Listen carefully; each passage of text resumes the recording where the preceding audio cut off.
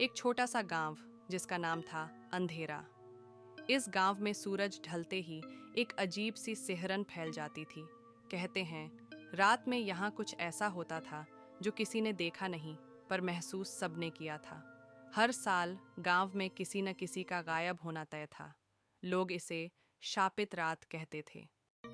राजीव, एक युवा पत्रकार, इस रहस्य को सुलझाने गांव पहुंचा। उसने गांव वालों से बातचीत की, लेकिन हर कोई डरा हुआ था।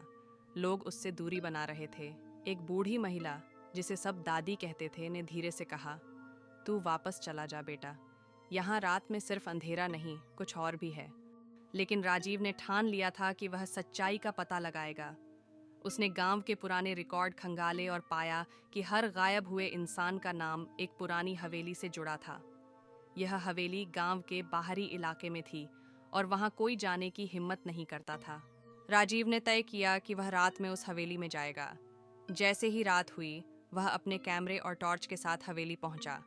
हवेली पूरी तरह सुनसान और जर्जर थी। अंदर घुसते ही उसे दीवारों पर अजीब अजीब सी पेंटिंग्स दिखीं।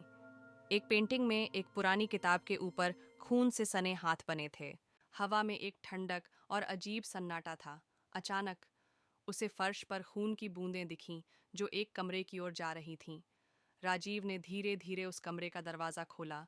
अंदर एक बड़ा आईना था जिसमें अजीब सी परछाइयाँ दिख रही थीं। तभी आईने से एक डरावनी आकृति बाहर निकली और राजीव के सामने खड़ी हो गई। वह आकृति बोलने लगी, तुमने यहाँ कदम रखकर अपनी मौत को बुलाया है। राजीव ने खुद को संभाला और पूछा, तुम कौन हो? आकृति ने बताया, मैं इस गांव के लोगों का पाप हूँ जो हर साल एक बलि मांगता है।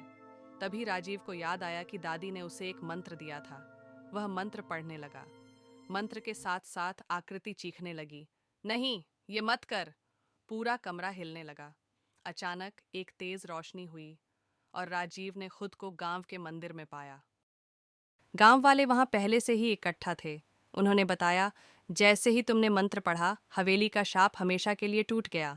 राजीव ने गांव को उस डर से मुक्त करा दिया।